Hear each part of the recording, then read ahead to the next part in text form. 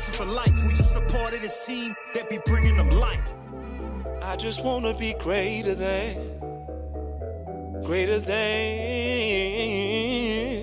I was yesterday, than I was yesterday, than I was yesterday. Oh. Know to let the pipes bust under the pressure. Much is given required, but path for the extra. Big mama told me I was born to win. All right, welcome to the Bless B Show, Saturday Sit Down exclusive. My name is Memphis 10. Ashley So Houston. Nigel D.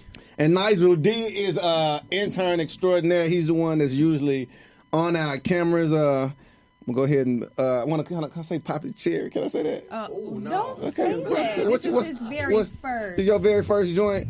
First time on the mic. Yeah. Look at that. You nervous, Nigel? A little bit, but... All right, now you know if you terrible, we putting you back behind the camera, right? I got you. We're going to be good. We got company in the building, Christian artist, pastor, husband, minister. All the same. Introduce yourself. I go by the name of Young B. E. Newly signed live from the Pentagon Entertainment, and we in here. Young B. E. Yes, sir. How we put that in the hashtag without messing that up? You got to put it all together and put the dots, no spaces. So can we just call you Young B for that? That's it. That we can do that, right? Yeah. Give it up, Young B in the building. Yeah. All right, let's start. Christian hip hop artist. Yes. How'd you get into? Why did you get into Christian hip hop? Man, just growing up, I always just been a hip hop head. Okay. And there's times when I just try to take a break from secular music. Okay. But I never could really get into a lot of Christian rap, you know. So I always had a talent for music. Wait, you said you could not get into it? Yeah. Why? Because I was at a point where I wasn't really I didn't read my Bible every day. I thought you were gonna say it's just corny. No, because it was. I mean, I didn't feel like I didn't feel like it was corny. I felt like they had to do more Bible. They had to feel like they had to put more Bible into it to get accepted. Yeah.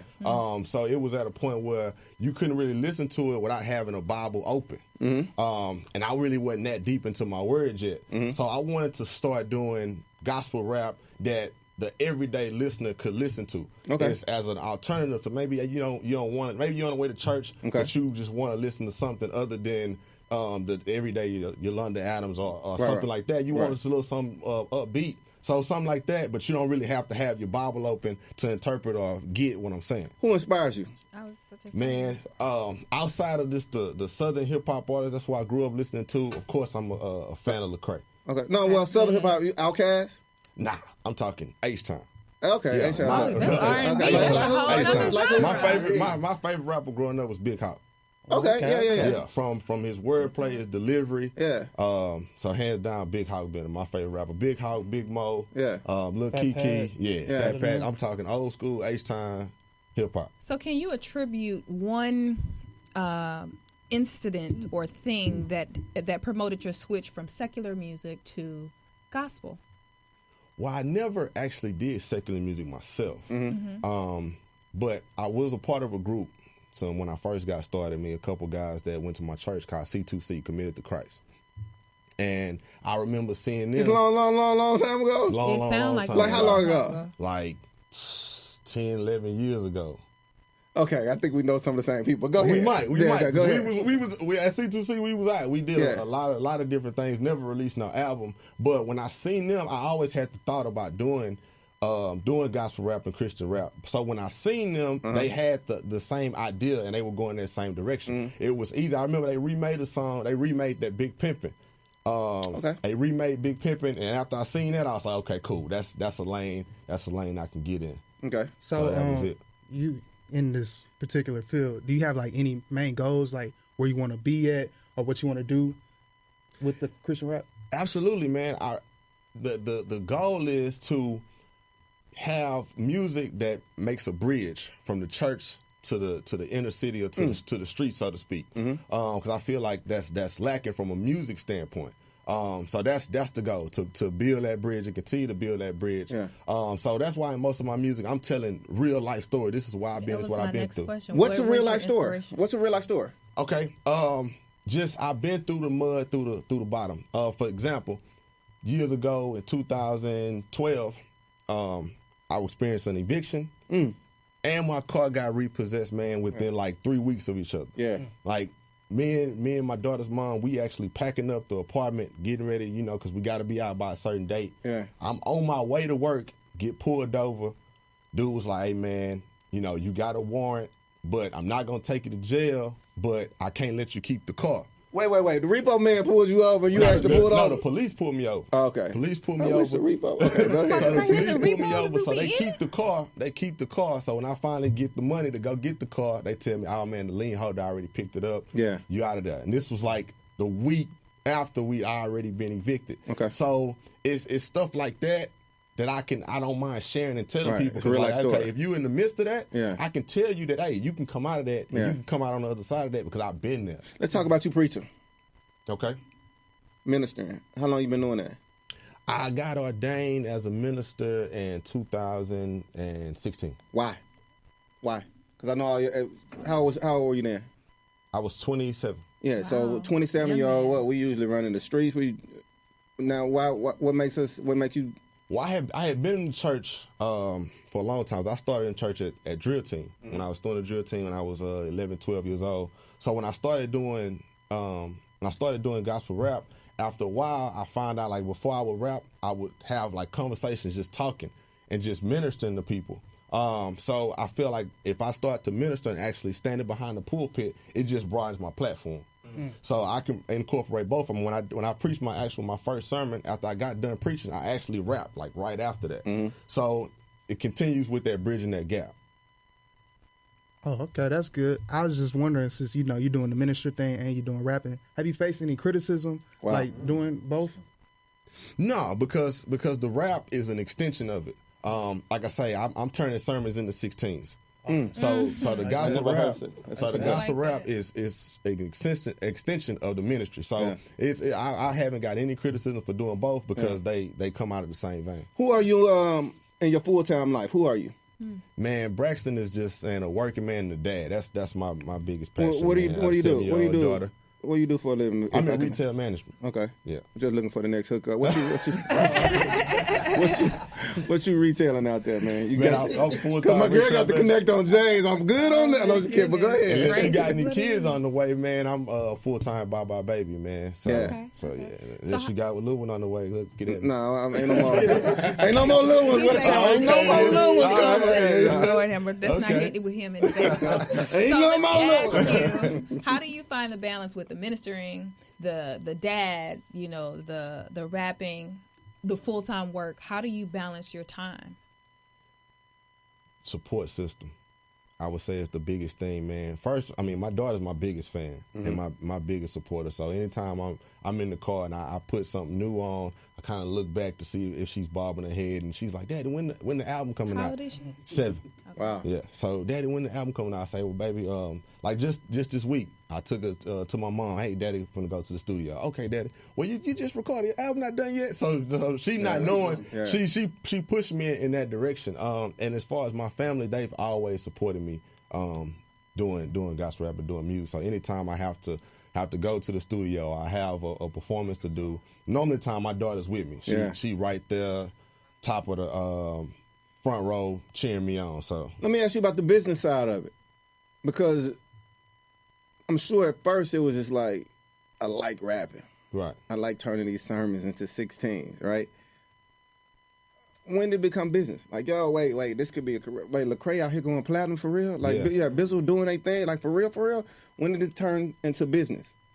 It just recently turned into business because when I put my first album out, I put my first album out in 2015. I just did it all by myself, like not knowing what to do, no proper promo. What does putting your album out mean?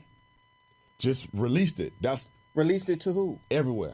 What I did was my initial thing was to just get hard copies. Okay. So I got the hard copies, and then when I found a way to distribute it digitally, Okay. I just went through CD Baby, did that, Okay. not knowing that every digital outlet requires different type of parameters. So when I just released that bad boy, it was on Google Play one day, then it hit iTunes, then it hit Tidal. So I'm trying to chase it. Like, okay, You didn't know that you was doing that? I thought that once I hit release, it was going to everybody. That ain't the case. Not at all. Okay, now wait. And I know y'all got other questions. Speak to these other independent artists that I'm about to do this. Give them game right now. Right. Get you a team. Okay. Gotta have you a team to tell you those things. So when I did it and I'm chasing it, so me, because I didn't have a team behind me, that also goes to the promotion. So I'm self-promoting. Okay. So anytime it's available on iTunes or a title, I'm trying to search it myself, then post it on my Facebook and my IG page. Hey, it's available. Instead of saying, hey, my release date is. Did you know how to go about doing that? Because like I work in radio. If you ask me, man, put a song on title, I ain't got a clue. I don't know where to start. I'm gonna call you. I had a buddy of mine who released his album through an entity called CD Baby. Okay. And I just went over there and fumbled my way through it. Okay. And got it put out. Even with the album art itself, I did the album art on my phone, downloaded some kind of app, found a picture, and created the album art right from my cell phone. Tried to submit the album art, they kicked it back to me because of the quality of it. So all those kind of bumps and hurdles and things like that, not having the team really kind of slowed me down. And like as far as you go, is the business side of it. Many people don't understand like how much it takes and how much it could be a toll and a stress on you. Has it like, kind of like, certain days when you're doing your rap and stuff, you like, man, like all this stuff coming through, this and that. Like, has it like made you like a little bit less motivated, or you like, okay, I gotta really get on it now because you're moving more towards the business side of it more rather than when you were just doing it for fun?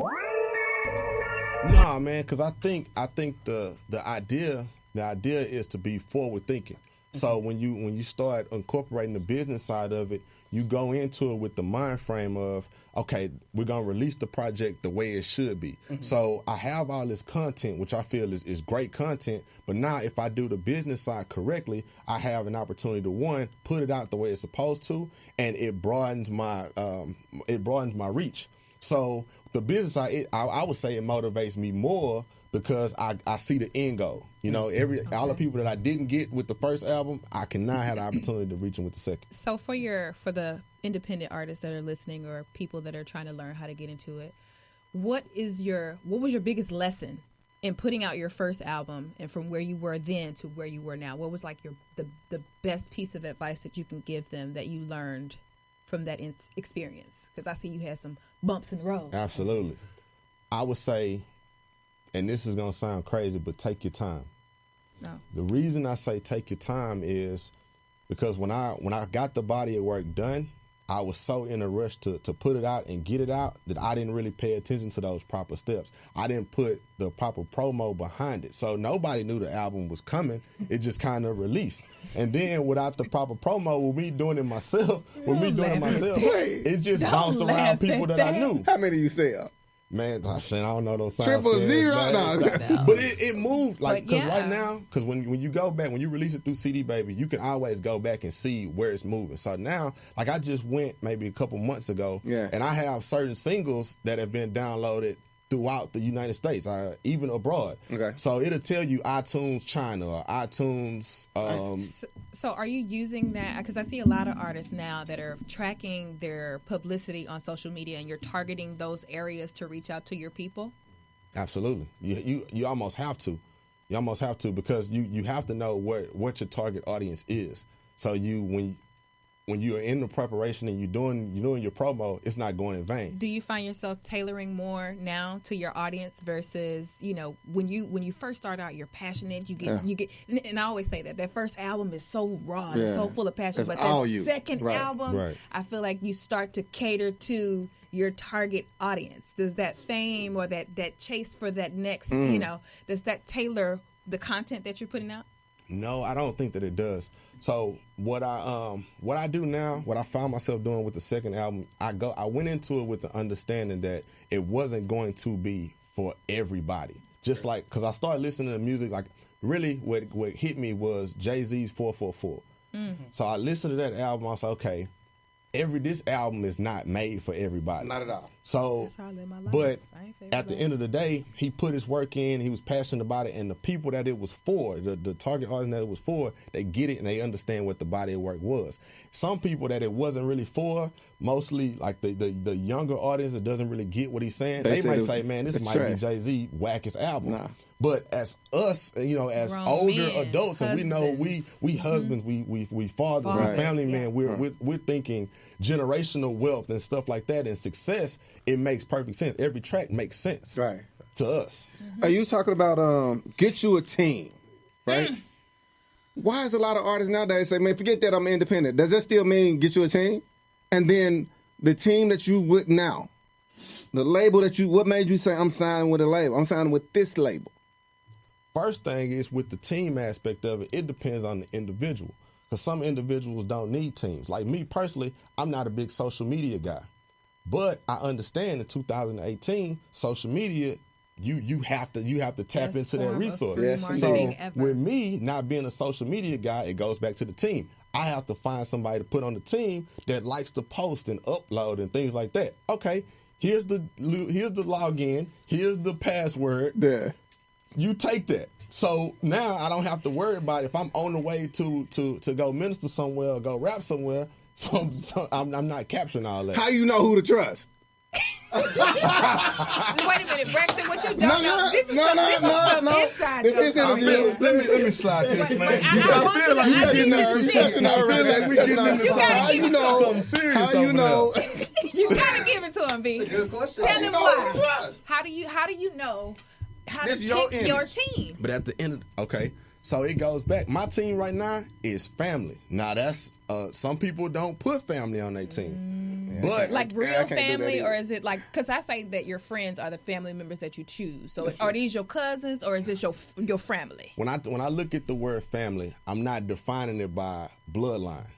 Because I have people that are blood related to me that I don't talk to every single day. I talk to people, so that's when I say family, I'm talking to the people that are around me every day, but also like-minded people that understand what the vision is, understand what purpose I'm going, what direction I'm going into, that's not going to take what I do and try to water it down to fit what they feel should be the target audience. I don't like this energy I got around me right now. You saying all the wrong stuff to the right people. This is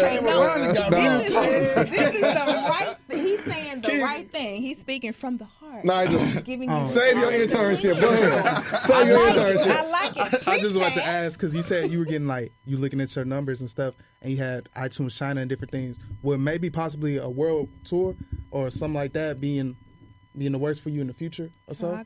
Man, absolutely. Because when I started doing it, I always had the mind frame of the Great Commission. And if you're not sure what that is, that's what Jesus told the disciples, to go out and make disciples out of all the nations. Yeah. So going abroad, taking this same message outside the United States is part of the mission. So absolutely. All right. No artists come through here. No, you spit 16s over sermons. Don't nobody stop through here without dropping some blessed bars. You heard it here first, right? Watch out. There it is. I mean, you heard it here first. Right? It's on video, right? It's on video, y'all. Y'all heard me say blessed bars first, right? Okay, I'm just letting y'all know. I'm just, hey. I can't today. Are we gonna behave at all today? Pastor B, they almost over, so Bishop B. Bishop B, go on and I'ma drop this beat on Blessed Beats. Nigel gave me this beat. Okay. It's for my youngsters out there. Shout out to Nigel, doing a great job, by the way. Put some spirit behind this beat, all right? All right, let's go. BlessedBeats.com. New Drake instrumental. I like that. Pastor B giving us bars in 3, 2, 1. Let's rock. Let's go. Young B.I.E. Live from the Pentagon. We in here. Let's go. I get behind the microphone and spit Christ bars. Flow like a 3-time felon. Call them life bars. But now I ain't talking about the pen. I'm talking about salvation. That's why I picked up the pen.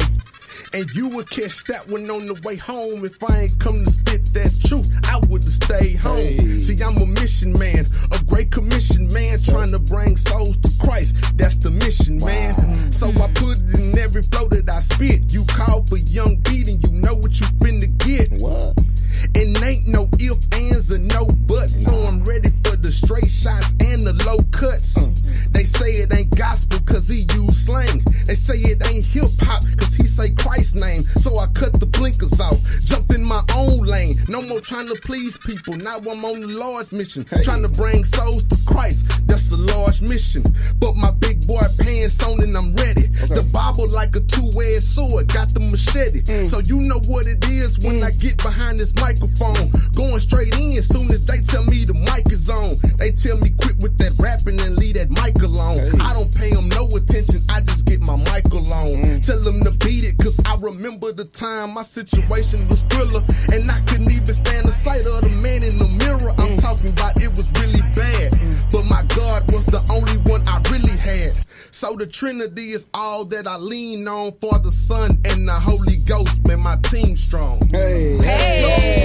Hold on. Bless Beats exclusive. I'm gonna throw my intern on this. I'm gonna throw him in the fire. Intern Nigel. Let's go. Let's do something with it. 3, 2, 1, let's rock. Yeah. Hold on. Yeah. Look. Hey. I'm too blessed to be stressed. This life test, I adjust to the flow, and you know it's like yes. Okay, ain't no pressure. I gotta get my stuff together. I come on this beat, knock it out, Floyd Mayweather. And you know I do my thing, shining like Johnny Dang. And I go on these boys, ball out Luke Dang, kicking fire Luke Kane. And you know I'm doing my thing. And I ride around like I'm back in the ring. Okay. Let's get it, I'm on the mission, I ain't even tripping. What you talking about, you really slipping. I'm on my thing, I'ma do it, and I'm pipping, and I'm walking, and you doing all that talking, but I ain't trying to hear it, and I'm about to clear it. You still buy your souls on clearance? Not tripping. I'm sipping, cause I'm moving, and I'm ready. And you know, I'm like a shipment, cause I got that package. Young B.E. That's me, man. Bloodstained banner hang, cause I rep Christ gang. Still committed to Christ and I won't change. Still spitting this Christ music to change minds, cause God used this Christ music to change mine. So when I spit, it's my reasonable service. Let my light shine bright and bold, never nervous. It's easy to spit when you think about his goodness. I mean, grace and mercy everlasting. Talking about the Most High God, you can't pass him. Hey. All right, that's my intern. That's my LFTP in the building. You better. How can we find you on social media? You can catch me on IG at Young B.E. I'm on Facebook, Young Y-U-N-G. This is it. Young B, Y-U-N-G-B.E. On Facebook, Y-U-N-G-B.E. And on IG, Y-U-N-G-B. You got a project out right now?